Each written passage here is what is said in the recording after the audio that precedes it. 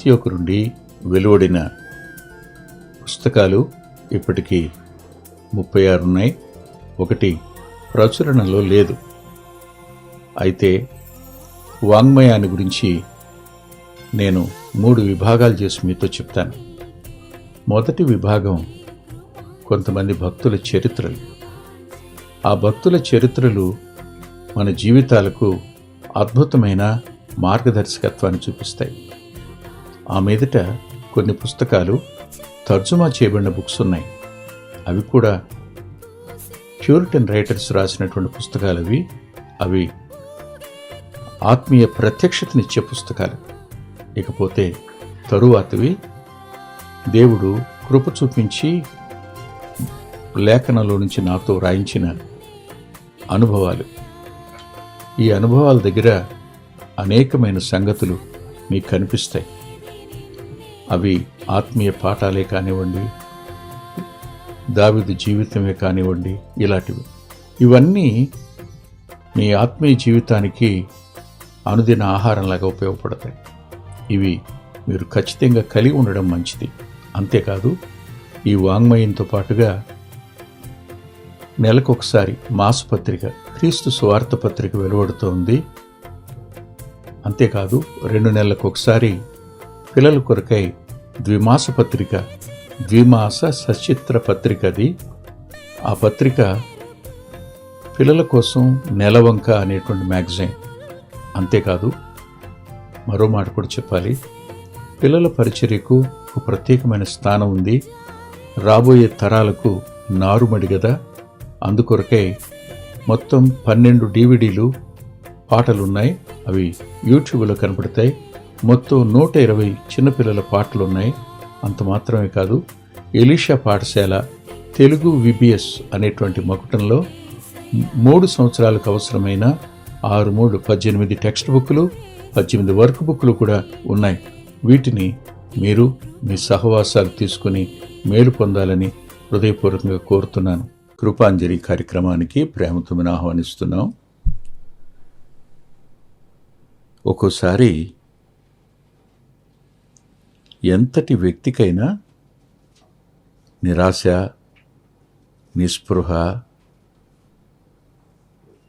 అయోమయ పరిస్థితి, దిక్కుతోచని పరిస్థితులు ఏర్పడకుండా ఉండవు. కానీ అలాంటి పరిస్థితుల నడుమ ఆ వ్యక్తి సజీవుడిగా ఎలా ఉన్నాడు, ఎలా ఉంటారు? ఏ ఆధారం లేదు. ఆ ఆధారానికి మనం గాయాలు చేశాం. ఆ ఆధారాన్ని మనం గతంలో నోటికి ఎలా వస్తే అలా మాట్లాడాం. ఎంత అవమానించగలిగితే అంతా అవమానించాం. ఇప్పుడు తిరిగి అతడే మనకు దిక్కుగా కనపడినప్పుడు పగ తీర్చుకుంటాడేమోననే భయం యోసేపు యొక్క సహోదరులకు వచ్చినట్టే మనకు కూడా వస్తాయి ఖచ్చితంగా. ఆదరించగలిగింది ఎవరుంటారు? అప్పుడు ఎవరు ధైర్యపరచగలరు చెప్పండి. కొంతమంది భక్తుల జీవితాల్లో ఆఖరి సమయాలు ఎంత బాధాకరంగా ఉంటాయో. అనారోగ్యం, సహవాసాలు పట్టించుకోకపోవడం, కుటుంబం కూడా పట్టించుకోకపోవడం, వారు దిక్కులేని పరిస్థితుల్లోనికి వెళ్ళిపోవడం కనులారా చూసిన పరిస్థితి ఉంది. మీరు చూసే ఉంటారు. కానీ వారి దగ్గరికి వెడితే వారు మనల్ని ఆదరించేవారుగా ఉంటారు. వారి మాటల చేత మనల్ని ధైర్యపరుస్తారు. వాళ్ళు కారణం ఏంటో చెప్పిన వారికి దేవునితో ఉన్న వ్యక్తిగత సహవాసం, ఆ సహవాసంలో వారికి ఉన్న అన్యోన్యతే కారణం. ఈ రోజున జీవిత పాఠశాల అనే ఈ అంశంలో ఆదరణ, వారిని ఆదరించిన యోసేపును మనం చూస్తాం. వాగ్దానం చేసిన యోసేపును చూస్తాం. ధైర్యపరిచిన యోసేపును చూస్తాం, ఆదరించిన యోసేపును చూస్తాం, ప్రీతిగా మాట్లాడిన యోసేపును చూస్తాం. ఈ అంశాన్ని ఇప్పటి వరకు కొనసాగించుకోవడానికి కృప చూపిన దేవునికి తల ఉంచి కృతజ్ఞత చెల్లిస్తూ చిన్న ప్రార్థన చేసుకుందాం. దయగలిగిన మా గొప్ప తండ్రి, కృప కలిగిన మా దేవ, లేఖనం మీది నాయన, అందులో నుండి జీవాన్ని ప్రవహింప చేయగలిగిన వారు మీరు. ఆ లేఖనంలో నుండి మా అంతరంగాల్లోనికి ఆదరణను పోయగలిగిన వారు మీరు. ప్రేమను కుమ్మరించగలిగిన వారు మీరు. దుఃఖాన్ని నివారించగలిగిన వారు మీరు. వాగ్దానాలను నెరవేరుస్తానని మరలా మాట్లాడి నూతనమైన ధైర్యాన్ని, బలాన్ని ఇవ్వగలిగిన వారు మీరే. మీరే కనుక లేకపోయి ఉంటే మా జీవితాలకు అర్థం ఉండేది కాదు. మీరే పట్టించుకోకపోయి ఉంటే మేము ఎప్పుడో గర్జించు సింహపు నోట పడి ఉండేవారం. మీ కాపుదలే కారణం, మీ సన్నిధే మాకు తోడుగా ఉండడమే కారణం. కృతజ్ఞత చెల్లిస్తూ మా ప్రియుల అంతరంగాలను మీరు మీ ఆదరణ చేత నింపండని యేసుక్రీస్తు ప్రభువారి పేరిట ప్రార్థిస్తున్నాం తండ్రి, ఆమేన్. ఈ ఆదరణ అనే అంశాన్ని మనం ధ్యానం చేస్తున్నప్పుడు ఆదరించే పని ఎవరిది చూడండి దయచేసి. కొరింథీయులకు రాసిన 2వ పత్రిక 1వ అధ్యాయంలో పౌలు గారు ఓ మాట అంటారు. అది 3వ వచనంలో 2వ భాగం. సమస్తమైన ఆదరణను అనుగ్రహించు దేవుడు. సమస్తమైన ఆదరణను అనుగ్రహించే దేవుడు అంటే ఆదరణకు ఎన్నో కోణాలు ఉన్నాయి, ఎన్నో పార్శ్వాలు ఉన్నాయి. కొందరు ఆత్మీయంగా ఆదరించగలరు, కొందరు మానసికంగా ఆదరించగలరు, మరికొందరు భౌతిక సంబంధంగా భుజాన చేవేసి ఏం పర్వాలా నేనున్నాను కదా అని చెప్పగలిగిన వారు ఉన్నారు. నా దగ్గర ఓ తమ్ముడు ఉన్నాడు, ఇప్పటికీ ఉన్నాడు. తాను ఓ రోజున వచ్చి జీవితం మీద విరక్తి కలిగిందన్నయ్య, ఇప్పుడు నేను ఒంటరి వాడిని అయిపోయినాను, ఇంకెందుకు అన్నాడు. ఇప్పుడు ఏమైనా జరిగితే నా పరిస్థితి ఏమిటి అన్నాడు. నేను అన్నాను, ఏం పర్లేదు నాన్న, దేవుడు ఉన్నాడు, దేవుడు నిన్ను పట్టించుకుంటాడు, ఎవరు చూడరా, తప్పనిసరిగా నువ్వు నా దగ్గరికి వచ్చేద్దు కానీ నేను చూస్తాను నిన్ను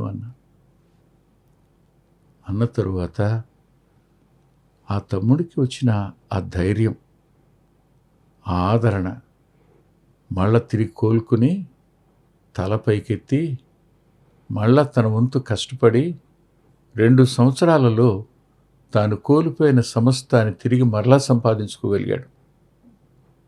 కేవలం పోయినవే కాదు, తన కుటుంబాన్ని కూడా తిరిగి సంపాదించుకున్నాడు. ఇప్పుడు అంటాడు, ఆ రోజున అన్నయ్య ఆ మాట చెప్పకపోయి ఉంటే అంటాడు. కాదు అన్న కాదు, నీకు ప్రస్తుతానికి అన్న కనపడుతున్నాడు కానీ ఆ దినాన్న అన్న నోట ఆ మాటలు ఉంచింది ఆ దేవుడు. సమస్త ఆదరణను అనుగ్రహించేవాడు ఆయన, ఎవరు ఆదరించలేరు. యోసేపు క్షమించే దగ్గర నేను దేవుని స్థానంలో ఉన్నానా అన్నాడు కానీ ఆదరించే దగ్గర మాత్రం దేవుని స్థానంలోనే ఉండి ఆదరించాడు. ఇది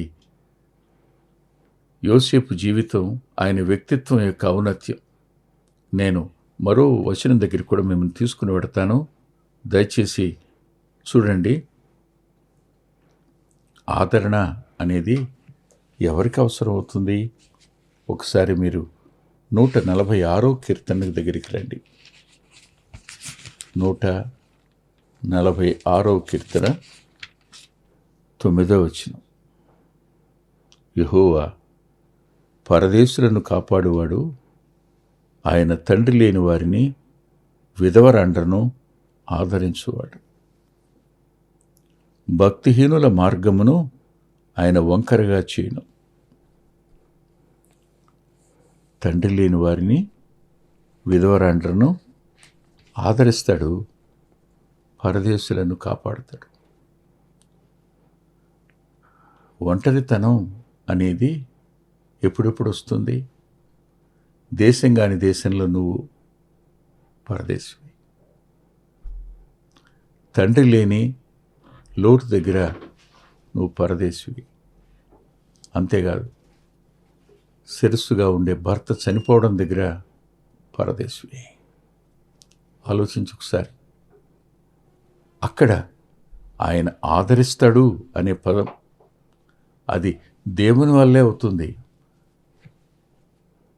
దేశంగాని దేశంలో, దిక్కులేని ఒంటరితనంలో నువ్వున్నప్పుడైనా ఆదరించేవాడు ఆయనే.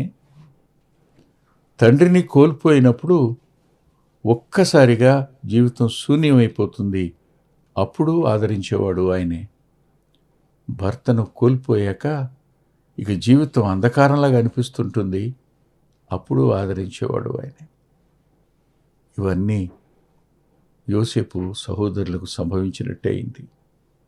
వాళ్ళు అలాంటి బాధలోనికి, దేవుని చేత కాపాడబడవలసిన పరిస్థితుల్లోనికి, ఒకప్పుడు భక్తిహీనంగా ఉన్నవారు ఇప్పుడు ఎవరిని బాధ పెట్టారో ఆ సహోదరుని దగ్గరికి వచ్చినప్పుడు యోసేపు దేవుని స్థానంలో ఉండి వారిని ఆదరించటం అనేది ఓ అద్భుతమైన సంగతి. ఆదరణ నేటి దినాన్న కరువైంది. ఆదరించే మాటలు కనిపించటం లేదు, ఆదరించే పదాలు వినిపించటం లేదు కూడా. ఒక మాట నేను మీకు గుర్తు చేస్తాను. గత వారంలో బలహీనులను ఆదరిస్తాడని కాదు, ఇది నాన్న ఒకసారి పాత నిబంధన గ్రంథం యెషయా గ్రంథం దగ్గరికి వెళదాం. వెళ్ళాక 40వ అధ్యాయం దగ్గరికి వద్దాం. 40వ అధ్యాయంలో ఒక మాట రాసింది, 1-2 మాట. అదేమిటంటే, నీ దేవుడు సెలవిచ్చిన మాట ఏదనగా, నా జనులను ఓదార్చుడి ఓదార్చుడి, యెరూషలేముతో ప్రేమగా మాట్లాడుడి. ఆమె యుద్ధకాలము సమాప్తమాయెను, ఆమె దోషరుణము తీర్చబడెను. యెహోవా చేతి వలన ఆమె తన సమస్త పాపము నిమిత్తము 2 పొందెను అని ఆమెకు సమాధానాన్ని ప్రకటించండి అంటాడు. దేవుడే శిక్షించిన తరువాత, తాను ప్రేమించిన కుమారుని గద్దించి శిక్షించిన తరువాత తిరిగి ఆదరించే పరిస్థితి.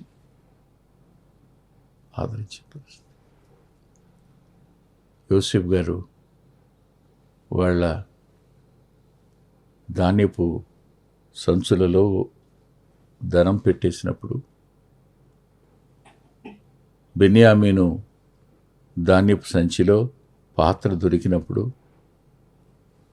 షిమియోనును బంధించి లోపల పెట్టినప్పుడు, ఇవన్నీ వారికి తిరిగి జ్ఞాపకం అయి ఉంటాయి, వచ్చి ఉంటాయి. అప్పుడు అలా చేశాడు కదా, మళ్ళా తిరిగి ఇప్పుడు ఏమైనా చేయగలడు కదా అనుకున్నారేమో కదా. అంటే శ్రమ రాబోతుంది అన్నప్పుడు, శ్రమలోనికి అడుగు పెట్టాం అన్నప్పుడు, ఆశ్రయంగా ఆదరువుగా ఉన్న వ్యక్తి చనిపోయినప్పుడు ఏ వ్యక్తి అయినా దిక్కుతోచని వాడవుతాడు. దేవుడే అతన్ని ఆదరించాలి. ఈ పరిస్థితులు యోసేపు సహోదరులకున్నాయి. యోసేపు దేవుని స్థానంలో వారిని ఆదరించడానికి కారకుడయ్యాడు. శ్రమలలో దేవుని ఆదరణ అవసరం. ఇకపోతే మరో మాట కూడా నేను మీకు చూపించాలి. అదేమిటంటే, కీర్తనకారుడు 41వ కీర్తనలో ఇలా అన్నాడు, భక్తుల జీవితాల్లో వారికి ఆదరణ కరువైన పరిస్థితులు ఎన్నో, 1, 2 కాదు, చాలా పరిస్థితులు ఎదుర్కొన్నారు వాళ్ళ జీవితాలలో ఎదుర్కొన్న శ్రమ వద్ద దేవుడు వారిని ఆదరించిన తీరు చూడండి. 41వ కీర్తనలో ప్రత్యేకమైన సందర్భం ఒకటి ఉంది. ఆ సందర్భం దగ్గర దావీదు గారు ఇలా అన్నారు, రోగశయ్య మీద యెహోవా వానిని ఆదరించును. కీర్తనాకారుడు ఆపత్కాలంలో కాపాడి బ్రతికించే దేవుణ్ణి శత్రువుల చేతికి అప్పగించకుండా కాపాడిన దేవుణ్ణి, రోగశయ్య మీద ఆదరించిన దేవుణ్ణి గుర్తు చేస్తున్నాడు.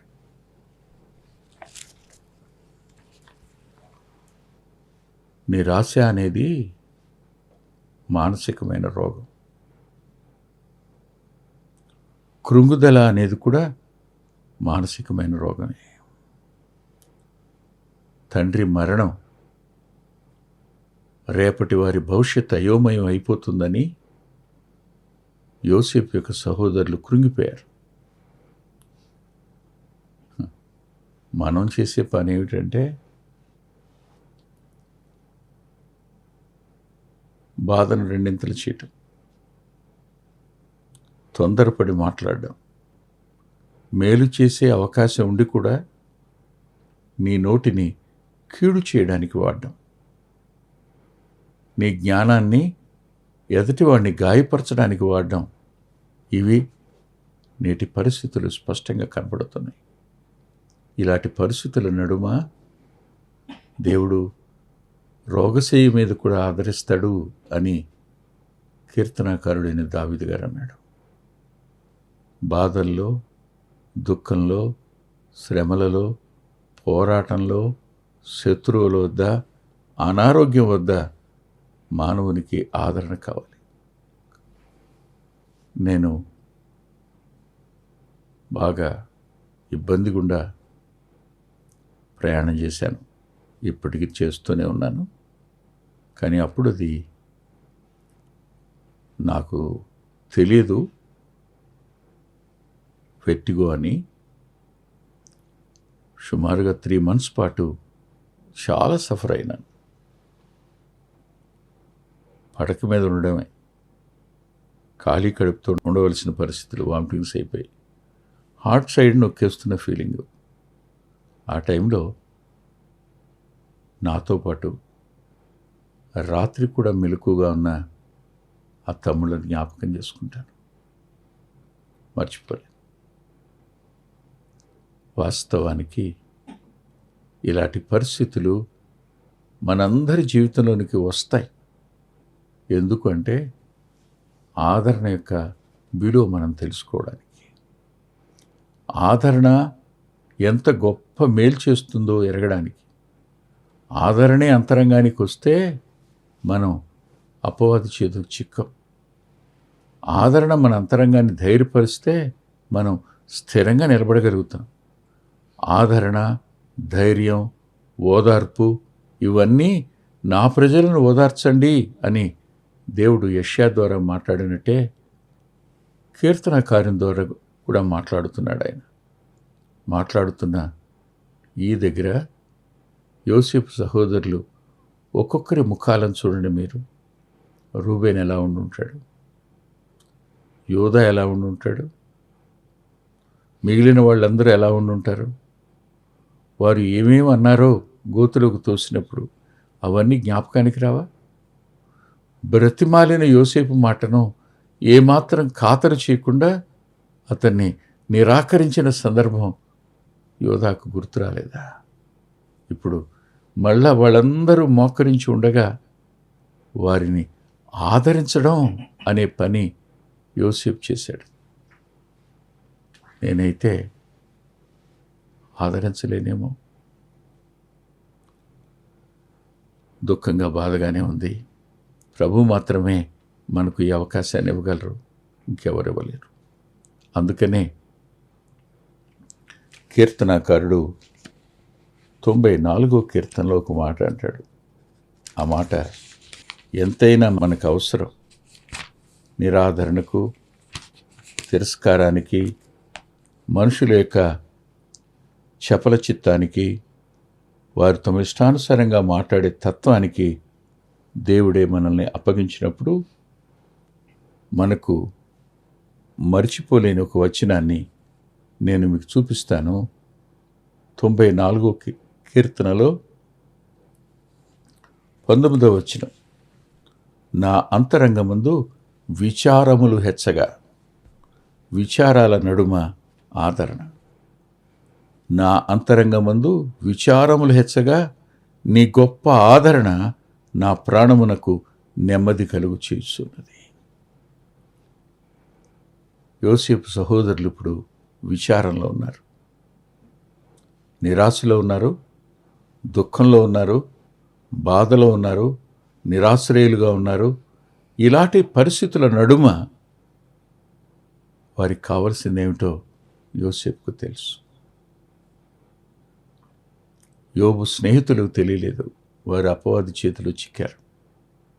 సరిగ్గా పౌలు గారు సంకెళ్లలో చెరసాలలో ఉన్నప్పుడు ఆసియాలో ఉన్న వారందరూ నన్ను విడిచిపెట్టారు, కానీ ఒక సహోదరుని పేరు చెప్పి అతడు శ్రద్ధగా వెతికి నన్ను కనుగొని ఆదరించి అంటాడు. విచారాలు పెరుగుతుంటాయి, హెచ్చుతూ ఉంటాయి. ఆ సందర్భాలలో ఆదరించగలిగిన వాడు దేవుడు ఒక్కడే, ఇంకెవరు ఆదరించలేరు. ఈ లేఖనం దగ్గర ఒక గొప్ప మాట, నీ గొప్ప ఆదరణ నా ప్రాణమునకు నెమ్మది కలుగు చేస్తున్నది. గొప్ప ఆదరణ. ఈ కీర్తనకారుని అంతరంగంలో విచారాలు హెచ్చుగా ఉన్నాయి, ఆదరణ గొప్పది. అంటే విచారాలను అధిగమింప చేయగలిగింది, దుఃఖాన్ని అధిగమింపు చేయగలిగింది, రోగశయ్యను అధిగమింపు చేయగలిగింది, బాధలను అధిగమింపు చేయగలిగింది, శ్రమలను అధిగమింపు చేయగలిగింది, భయాలను అధిగమింపు చేయగలిగింది ఆదరణ. ఇట్టి ఆదరణ ఇట్టి శ్రమలో ఉన్నవారినైనాను ఆదరించుటకు మన సమర్థులుగా చేశారంటాడు పౌలు గారు. ప్రభువు తానే యెషయా గ్రంథం 66:13లో ఒకని తల్లి వారిని ఆదరించినట్టుగా నేను మిమ్మల్ని ఆదరిస్తాను అన్నాడు. ఈ ఆదరణ ప్రభు వల్లే కలుగుతుంది. యోసేపు తన సహోదరులందరినీ ఆదరించిన వాడుగా కనపడతాడు. నిజానికి అలాంటి గొప్ప వ్యక్తిత్వం ముందు తలవంచవలసింది మనం.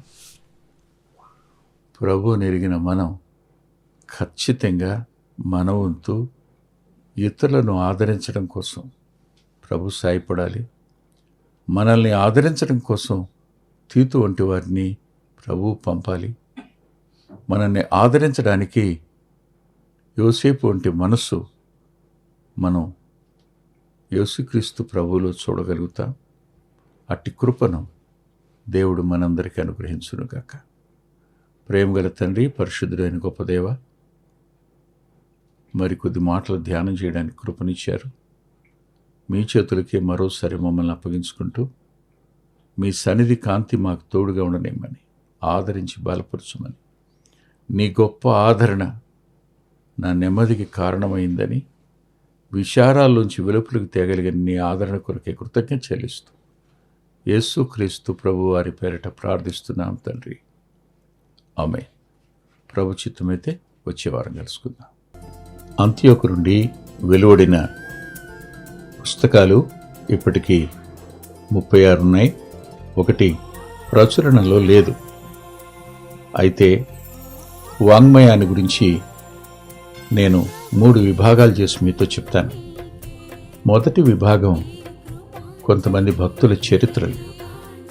ఆ భక్తుల చరిత్రలు మన జీవితాలకు అద్భుతమైన మార్గదర్శకత్వాన్ని చూపిస్తాయి.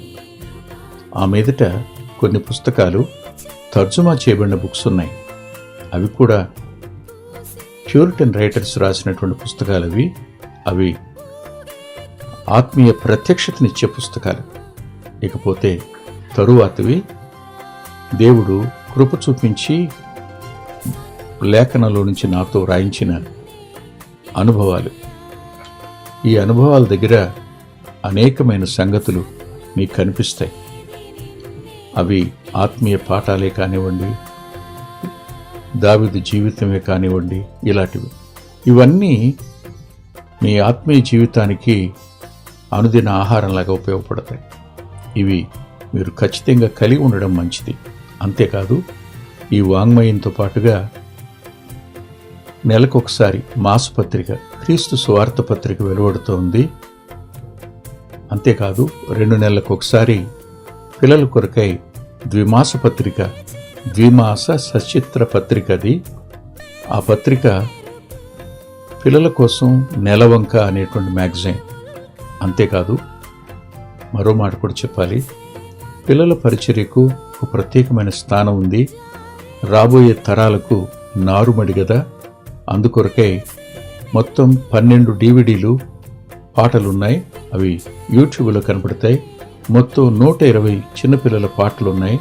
అంత మాత్రమే కాదు, ఎలీషా పాఠశాల తెలుగు VBS అనేటువంటి మకుటంలో 3 సంవత్సరాలకు అవసరమైన 18 టెక్స్ట్ బుక్లు, 18 వర్క్ బుక్లు కూడా ఉన్నాయి. వీటిని మీరు మీ సహవాసాలు తీసుకుని మేలు పొందాలని హృదయపూర్వకంగా కోరుతున్నాను.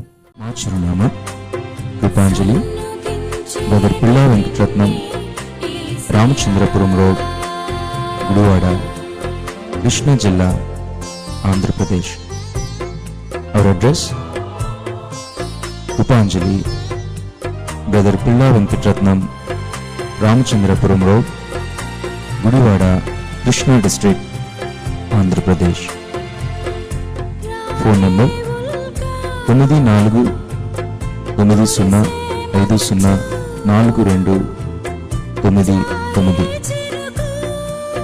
94905042.